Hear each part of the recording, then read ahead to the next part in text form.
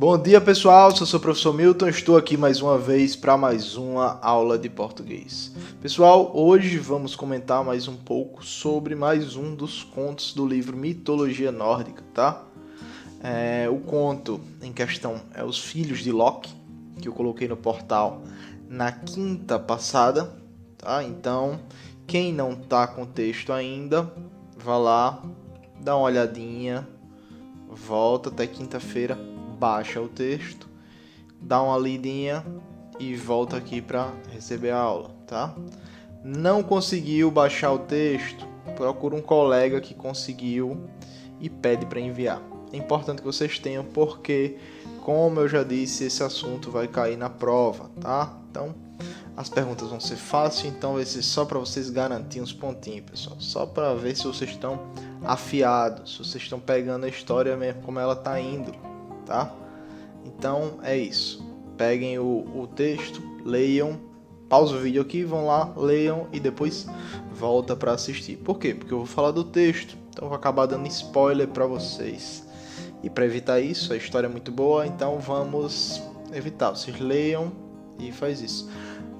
Parte de vocês já assistiu na sala de aula, né? Na sala de aula já assistiu, então não vai precisar assistir essa aula aqui. Se você já assistiu uma aula sobre esse texto, se a gente já leu em conjunto em sala de aula, essa aula aqui não vai fazer diferença para você, tá bem? Então vamos lá, vamos continuar. Primeiramente, pessoal, como terminou o último conto? Terminou com a gente sabendo que Loki virou mãe, né? Loki virou mãe de um potrinho, do Sleipnir, ou Sleipnir, o cavalo de Odin, o cavalo de 8 patas, o cavalo mais lendário de toda a mitologia nórdica. É esse Sleipnir, tá? Então, terminamos sabendo que Loki era mãe no outro, e nesse a gente começa com o título Os Filhos de Loki. E a gente vai conhecer agora o restante dos filhos de Loki, tá? Já adianto para vocês o seguinte: Loki tinha uma aparência muito boa. As pessoas queriam gostar dele, só que ele não era confiável. Ele fazia maldades só por conveniência, só porque queria se divertir, e fazia também por maldade mesmo. Às vezes ele fazia coisas ruins mesmo, tá? Loki não apesar de que até agora não foi mostrado ele fazendo nada ruim de fato. A única coisa que é mostrada é nesse começo dessa história, mostra o quê? Que ele era casado e mesmo assim ele vivia saindo para farrear aonde? Na Terra dos Gigantes, tá? Ele vivia indo lá e a mulher dele ficando em casa sozinha, preocupada. E essa mulher tinha 2 filhos com ele, né? Tínhamos o Narvi, que era um pouco rebelde, e tínhamos o Vali, que era mais obediente, tá? Odin, certo dia, Odin teve um sonho e convocou Loki, chamou ele para falar com ele sobre os filhos dele. Loki falou dos 2 filhos que ele tinha e Odin falou: não são esses. Eu sonhei e sei que você estava indo em Jotunheim, que é a Terra dos Gigantes, e se encontrando com Angrboda, e teve filhos com ela, teve 3 filhos com ela. Então o que é que Odin faz? Ele reúne os deuses e vai até a Terra dos Gigantes. Chegando lá, ele encontra as crianças sozinhas, tá? 3 crianças. Ele prende elas e uma delas, que é a mais humanoide, ele deixa vindo. Uma que é meio um canino, ele amarra uma corrente. Uma que é um réptil, meio cobra assim, ele amarra num pedaço de pau, num tronco de pinheiro, na verdade, que é um tronco de pinheiro. E eles trazem os filhos de Loki, né? No meio do caminho, Tyr se afeiçoa um pouco ao menor deles, ao canino. E ele vai crescendo, e no meio do caminho a cobra já está maior do que o pinheiro. A cobra que estava amarrada no pinheiro já está maior do que o pinheiro. A criança que veio caminhando do lado deles, enquanto eles vinham caminhando, quem chegava pelo lado esquerdo passava normal, não falava nada. Agora quem chegava pelo lado direito, aliás, o contrário, quem chegava pelo lado direito não falava nada normal, porque era uma criança normal. Agora quem chegava pelo lado esquerdo via o que? Via que ela era uma criança morta, tá? Metade, tá? Tipo 2 caras do Batman. metade morta e metade viva, né? Assim era essa garota. Odin chama eles pra... Odin pega... quando volta pra Asgard, Odin quer se livrar de cada um deles e vai do jeito que ele sonhou. Ele vai levando as coisas do jeito que ele sonhou. Se o sonho fez eu capturar eles, então eu vou me livrar deles do jeito que eu sonhei. E um adendo: alguns deuses, acho que Thor ou Tyr, eles têm uma conversa dizendo que é muito suspeito que eles conseguiram entrar lá, pegar os filhos de Angrboda em Jotunheim, sair de lá e não foram atacados por nenhum gigante. Nenhum gigante tentou nem tomar eles e nem a mãe deles veio pegar eles de volta.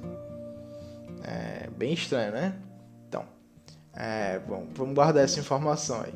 Então a gente vai mais pra frente. Pra essa história aqui nem vai servir, mas mais pra frente essa informação vai servir. Então, Tyr se afeiçoou ao cão, né? O canino. Odin foi se livrar da cobra. A cobra já estava gigantesca, né? Já estava maior do que um pinheiro. Quando chegou a Asgard, imagina quanto tamanho que estava quando ele se livrou. Porque ele falou, ainda é um filhote.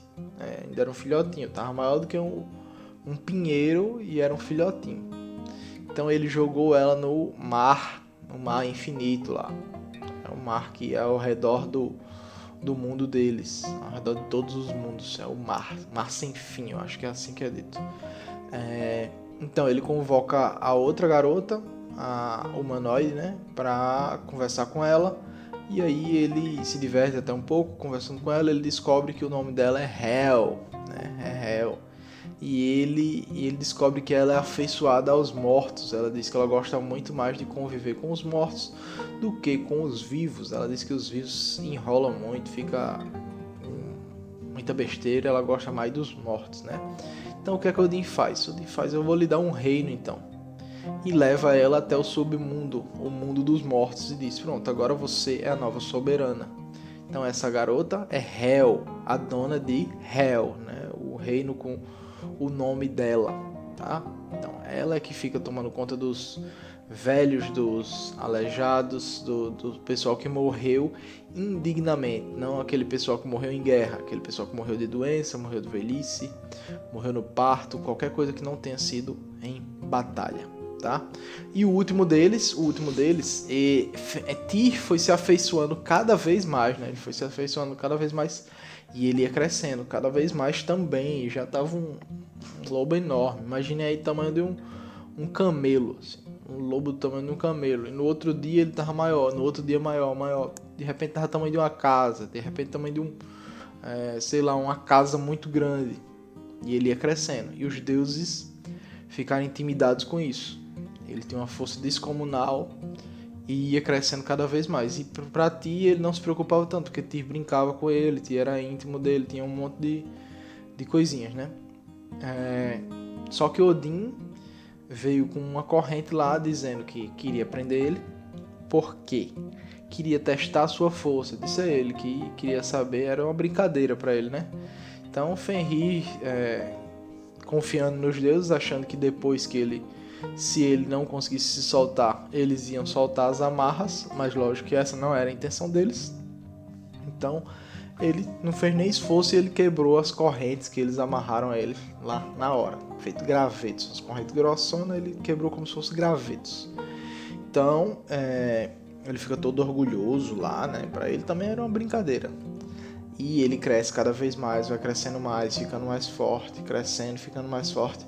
E os deuses vêm com outra corrente, uma corrente muito mais dura, uma corrente que é dita que ela é tão pesada que nenhum homem, nenhum humano seria forte o suficiente para erguer um elo dessa corrente, um pedacinho dela, um elozinho daquela, tá?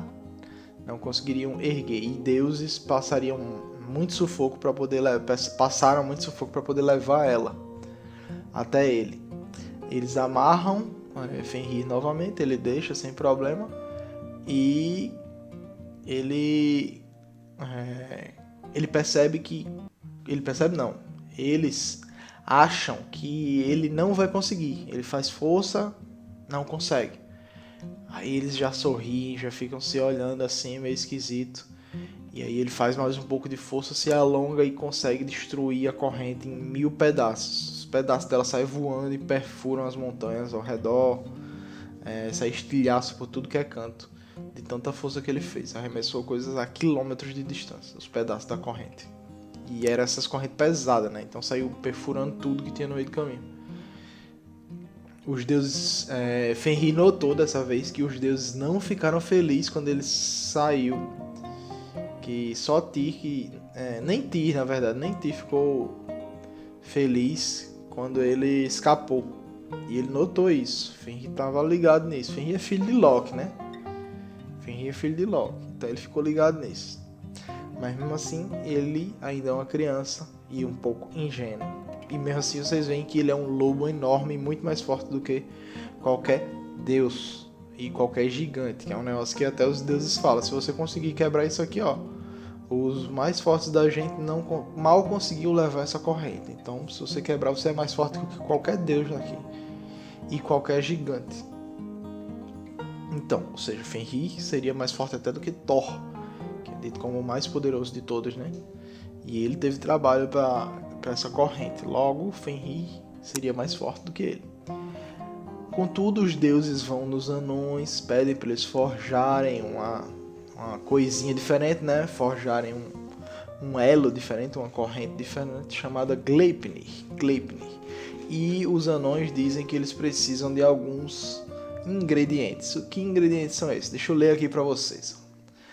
São 6 ingredientes que eles pedem. O primeiro ingrediente foi o som de passos de um gato. Som de passos de um gato. A segunda, a barba de uma mulher. A terceira, as raízes de uma montanha. A quarta, os tendões de um urso. O quinto, o fôlego de um peixe. E o último, a saliva de um pássaro, né? Todos esses ingredientes precisavam para poder ser forjado Sleipnir, tá? E é dito também no texto algo interessante que eu disse. Usaram cada um desses ingredientes para forjar Gleipnir. Nem precisa me dizer que nunca viu esse tipo de coisa no mundo. Claro que não viu. Os anões usaram tudo na forja. Olha, ele já explica o quê? Porque a gente nunca viu o som dos passos de um gato, ou porque a gente nunca viu a barba de uma mulher. Isso daí já viu, já. É normal. Tem. Quer dizer, não é normal, mas tem mulher com barba. Então, as raízes das montanhas, o que seria isso? Uma placa tectônica. Imagina, para forjar isso aí, eles precisaram de uma placa tectônica. O quarto ingrediente é os tendões de um urso. Eu acho que é possível, acho que urso tem tendão. O quinto foi o fôlego de um peixe, realmente. Não faço a mínima ideia. E o último, a saliva de um pássaro. Imagina o trabalho, hein, para pegar a saliva do pássaro. Correndo atrás do passarinho, para lá e para cá, e tentando tirar a babinha dele, da boca dele. E passarinho parece que tem a boca toda seca, né? Quem já levou bicada de passarinho deve perceber isso. Então, eles conseguiram forjar a Gleipnir. Chegaram lá. A Gleipnir tem a aparência como se fosse um fio de seda bem fininho, bem leve, assim, e meio translúcido, assim, com as cores meio... Parece um negócio meio mágico, assim, brilhoso, né? Eles chegam lá e Fenrir não quer deixar eles amarrarem ele, porque fica dizendo que não vai ter glória nenhuma em quebrar um pedaço de fita. E Odin começa a provocar ele, dizendo que ele tá com medo. E Fenrir fala o seguinte: eu tô sentindo cheiro de traição, vocês estão querendo me trair, eu não vou deixar me amarrar não. E aí o que é que os deuses fazem? Fenrir fica dizendo: se eu só deixo botar se um de vocês colocar o braço na minha boca. Tem que colocar o braço na minha boca. E aí os deuses ficam se olhando assim, nenhum fala nada. De repente Tyr fala: pronto, eu boto o braço na sua boca. E Tyr era o companheiro dele, né? Tyr era quem vivia com ele. O deus da guerra era o companheiro de Fenrir. Pelo menos até então. E aí Fenrir aceita ser amarrado, amarra ele com a Gleipnir. Ele faz toda a força do mundo, se retorce todo para tentar e não consegue de jeito nenhum. E Tyr lá sério, né? E aí depois de bastante tempo, depois de faltar fôlego, ele fica parado lá um tempo E os deuses rindo e sorrindo e dando tapinhas uns nos outros e conversando, e ele pensa, né, se eles forem soltar ele, aquela é a hora. E eles não soltam. Ele fica lá preso. O bichinho fica preso. Então ele olha pra Tyr, né? Tyr só balança a cabeça positivamente. Tipo, vai. E ele morde, ele fecha a boca arrancando o braço de Tyr, né? Arrancando a mão de Tyr. A mão de Tyr fecha o pulso, né? Pra parar o sangramento. Levanta e sai junto com os deuses. E assim a gente conheceu os filhos de Loki, né? Os filhos dele. E eles vão voltar. Provavelmente eles vão voltar.